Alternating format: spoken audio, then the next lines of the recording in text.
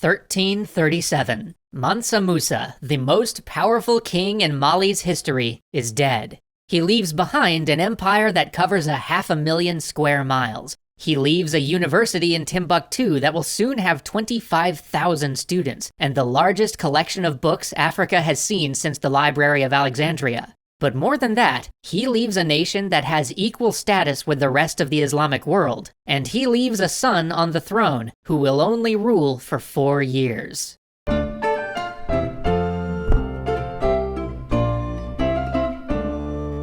Mansa Musa's son, it turned out, had learned exactly the wrong lesson from his father. The great Mansa had spread his gold around in order to gain political prestige, but his son nearly spent the country into financial ruin. But 4 years into his reign, he conveniently died of sleeping sickness, and his uncle Suleiman took the throne. And Suleiman was not generous like his brother, though to be fair, he probably couldn't afford to be. We are speculating a bit here, but it seems to have been an expensive few decades. On top of Mansa Musa's pilgrimage and building projects, during his reign the empire had mounted a military expedition to reconquer Gao. Wars tend to be pricey, and those bills were coming due. So Suleiman got to work erasing all of that red ink. He kept up appearances, of course, commissioning construction projects and performing the Hajj to foster diplomacy and trade, but his mission as a ruler seemed to be just maintaining Mali's position while keeping the empire solvent.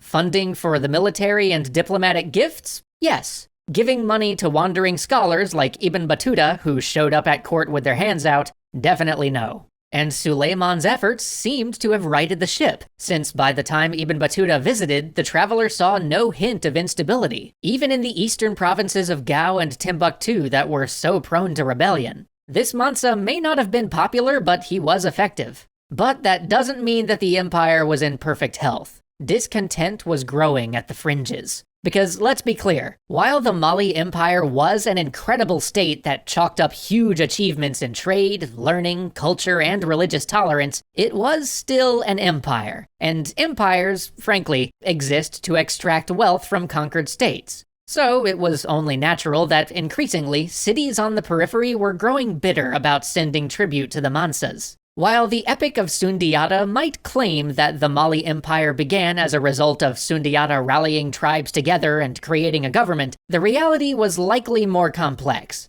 The epic, though a treasure of world literature, was also a story calculated to support the rulers of Mali and legitimize their rule over other West African groups. In reality, Sundiata's people had succeeded in building an empire because of knowledge and geography. They lived on the grassy savanna, the only belt between desert and rainforest where it was possible to raise horses and support mass agriculture. And Sundiata's people, the Mandinka, were a caste of metalworkers who knew the secret of forging iron, meaning that their agricultural tools and weapons were more effective than their neighbors. The early Mansas had forged their empire with cavalry, iron spears, and the food to support large armies. They didn't so much create a confederation of tribes as force them into tributary relationships. And while those tributary kingdoms did have their rights, they each sent a representative to the capital and were self-governing to a degree, they ultimately lived under the thumb of the Mansa. He could veto any representative they sent, and his bureaucrats kept a close eye on the crucial trade cities. These trading centers got rich, don't get me wrong, but they still had to pay a tribute to the capital, and wouldn't it be nice if they didn't need to?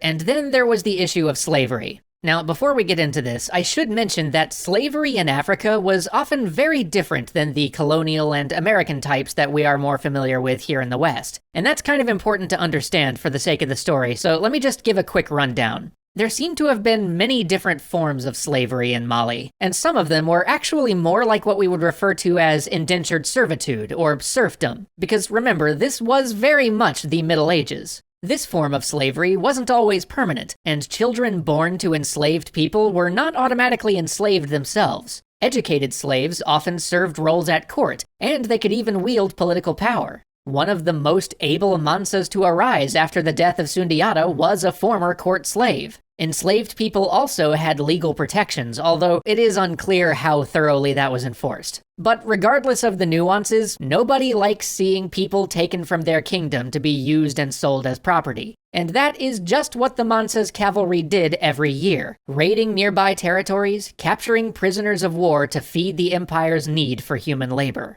Because, you see, the empire ran on slavery. Enslaved men worked in the mines and served as infantry in the army. Women cultivated the millet fields and served as porters in the trans-Saharan caravans. Enslaved people were one of the empire's largest exports. When Ibn Battuta saw slaves working in the salt mines, he was witnessing one of Mali's greatest weaknesses: social inequality. The wealth, it seems, mostly stayed at the top, and that likely made it easier for rivals to gain support from common people. In other words, between the raids, the tributes, and the political situation, there were a lot of reasons that city-states on the empire's periphery might want to break away. And, ironically, Mali's trade empire made that more likely to happen. See, the capital at Niani wasn't an important trade center, it was just an administrative capital. By contrast, cities like Walata, Timbuktu, and Gao were far more crucial to the actual economics of the trans-Saharan trade, and they grew increasingly wealthy and influential off of their strategic position. In fact, when Ibn Battuta visited these cities along the Niger on his way out of Mali, he found minor governors much more generous than the Mansa himself, which might be a clue that these officials were trying to forge diplomatic ties independent from the rest of the empire.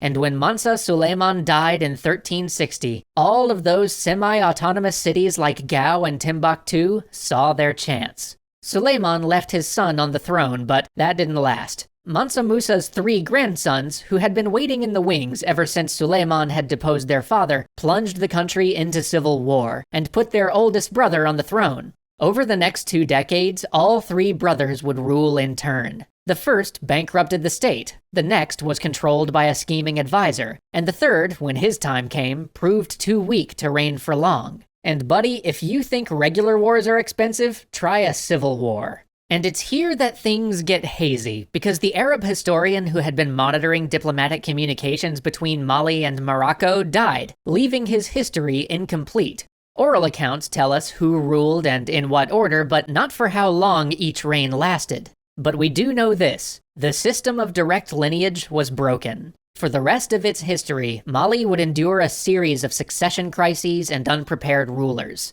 There were still decade-long reigns and glorious conquests. Mali was powerful enough to take some hits without falling apart, but constant infighting pulled attention away from the empire's periphery. And that provided an enormous opportunity for cities that had chafed under the Mansa's grip.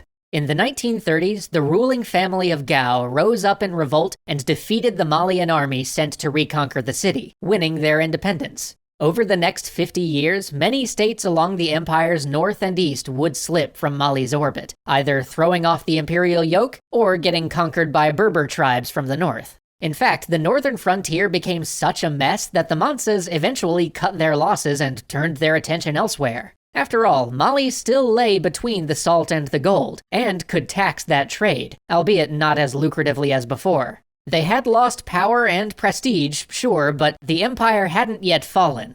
Big things were in motion, though. Soon, the ruling family of Gao, the Songhai, would explode out of their tiny kingdom and forge an empire to rival mighty Mali. And along the Atlantic coast, strange ships would appear, wanting to trade. Ships bearing the colorful flags of Portugal.